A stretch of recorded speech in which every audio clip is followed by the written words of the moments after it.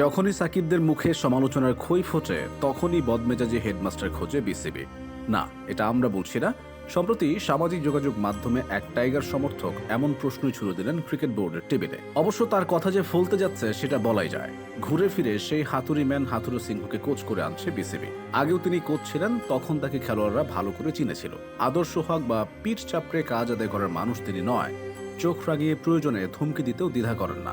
গত কয়েকদিন ধরে এ নিয়ে কত কথা। যদিও বিসিবি চেয়েছিল গরমের সঙ্গে নরম একজনকে রাখতে, কিন্তু সে আশা পূরণ হচ্ছে না। হাতুড়ি ম্যানের সঙ্গে কাজ করতে নারাজ শ্রীরামও। মূলত চন্ডিকা হাতুড়ু সিংহের কাছ থেকে সবুজ সংকেত পাওয়ার পর রাসেল ডোমিঙ্গোর ব্যাপারে একটা সিদ্ধান্তে পৌঁছাতে পেরেছে বিসিবি। চুক্তির শর্ত বিচ্ছেদ পর্যায়ে পৌঁছাতে উভয় পক্ষের সম্মতিতে 3 মাসের নোটিশে চাকরি ছাড়েন ডোমিঙ্গো। প্রধান কোচের পদ শূন্য হওয়ার পর থেকে নতুন কোচ নিয়োগের প্রক্রিয়া এগিয়ে নেয় বোর্ড। চন্ডিকা হাতুড়ু সিংহ এবং শ্রীধরন শ্রীরামের সঙ্গে যোগাযোগ চালিয়ে গেছে এতদিন। শ্রীরাম ঢাকায় এসে একবার আলোচনা করে গেছেন নাজমুল হাসান পাপনের সঙ্গে। আগামী মাসে আবার আসার কথা রয়েছে তার। তিনি আসেন কিনা সেটা এখন দেখার বিষয়, কারণ জাতীয় দলের 3 সংস্করণের প্রধান কোচ চূড়ান্ত করে ফেলেছে বিসিবি। হাতুড়ু সিংহেই সেই কোচ। তিনিই চেয়েছিলেন 3 সংস্করণের প্রধান কোচের পদ। একইভাবে শ্রীরাম চেয়েছেন সাদা বলের প্রধান কোচ হতে। এ কারণেই প্রধান কোচ বেছে নিতে এতটা সময় লেগেছে বিসিবির। হাতুড়ু সিংহকে নিয়োগ দিতে শ্রীরামকে সহকারী কোচ হওয়ার প্রস্তাব দেওয়া হয়েছে। যদিও টি-20 বিশ্বকাপে সাকিবদের পরামর্শকের অন্তরালে প্রধান কোচের দায়িত্ব পালন করেছিলেন শ্রীরাম। তিনি এখন হাতুড়ু সিংহের সহকারী হতে চান না। বিসিবির একজন কর্মকর্তাকে সম্প্রতি ফোনে শ্রীরাম আনঅফিসিয়ালি জানিয়েছেন সহকারী কোচ হতে চান না তিনি।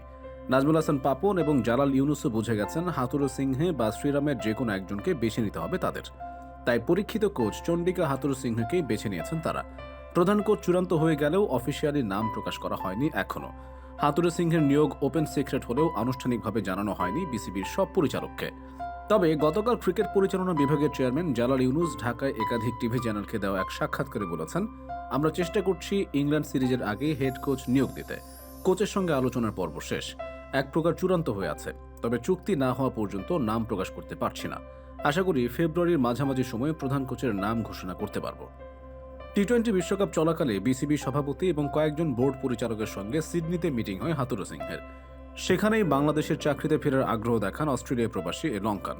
এদিকে ক্রিকেটাররা চাচ্ছিলেন হাতুড়ু সিংহের সঙ্গে শ্রীরামও যেন টি-20 দলের কোচ থাকেন। টি-20 বিশ্বকাপ চলাকালে ভারতীয় এ কোচের সঙ্গে কাজ করে খুশি ক্রিকেটাররাও। ক্রিকেটারদের আগ্রহে বিসিবিও চেষ্টা করছে শ্রীরামকে জাতীয় দলের সঙ্গে যুক্ত করতে। 6 জানুয়ারি বিসিবি কার্যালয়ে কথাবার্তা বলে গেছেন শ্রীরাম। আইপিএল চলাকালে ছুটি পাওয়ার শর্ত জুড়ে দিয়েছেন তিনি।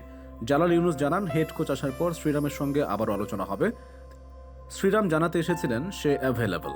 তার আইপিএলেরও একটা ব্যাপার আছে, এগুলো নিয়ে আলাপ আলোচনা করতে এসেছিলেন তিনি। আগামী মাসে আবার আসবেন। আমরা হেড কোচকে নিয়েই তার সঙ্গে কথা বলবো। আইপিএলে শ্রীরাম চলে গেলে কে দায়িত্ব নেবে, সে কখন থেকে কিভাবে কাজ করবে সেগুলো ঠিক করার বিষয় রয়েছে।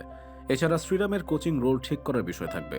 হাতুড়ু সিংহে এবং শ্রীরামের সঙ্গে আরও কয়েকজন কোচের নাম জুড়ে দেওয়া হলেও সেগুলো ডামি কোচ বলা যায়, কারণ 2014 থেকে 2017 সাল এই সময় পর্যন্ত হাতুড়ু সিংহে প্রধান কোচ হিসেবে খুব পছন্দ ছিল বিসিবি কর্মকর্তাদের। এই কোচের অভিভাবক সুলভ আচরণ বেশি পছন্দ। গতকালও জালাল ইউনুস বলেছেন, উপমহাদেশের ক্রিকেটারদের সেন্টিমেন্ট বোঝেন এমন একজনকে হেড কোচ করা হচ্ছে। সেক্ষেত্রে হাতুড়ু সিংহে বা শ্রীরাম ছাড়া উপমহাদেশের সেন্টিমেন্ট বোঝা তৃতীয় কোনো কোচের নাম নেই তালিকায়। জালাল ইউনুসের মতে বাংলাদেশ দলের জন্য যে কোচ উপযুক্ত হবে সে ধরনের কোচ আমরা চাই। শ্রীলঙ্কা, পাকিস্তান, ভারত এই দেশগুলোতে যে ধরনের কোচ হ্যান্ডেল করতে পারে সে ধরনের কোচ চাই। যাদের সঙ্গে বোঝাপড়া ভালো থাকে, যোগাযোগ ভালো হয় সে ধরনের কোচ।